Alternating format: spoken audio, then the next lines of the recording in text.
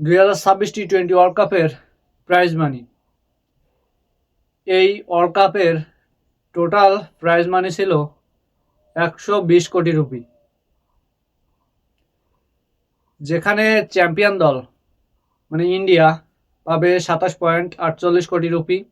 Runners up New Zealand তারা পাবে 14.65 কোটি রুপি। এরপর সাউথ আফ্রিকা এবং ইংল্যান্ড মানে সেমিফাইনালিস্ট যারা ছিল, সেমিফাইনালে যারা বাদ পড়েছে, সাউথ আফ্রিকা এবং ইংল্যান্ড এরা পাবে 7.24 কোটি রুপি।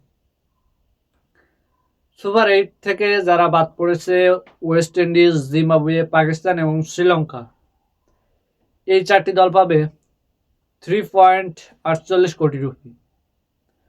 গ্রুপ স্টেজ থেকে যারা বাদ পড়েছে, একেবারে গ্রুপ স্টেজ যেমন স্কটল্যান্ড, নেদারল্যান্ড, নামিবিয়া, আফগানিস্তান, এরা প্রত্যেকে 2.29 কোটি রুপি করে পাবে প্রত্যেকটা দল।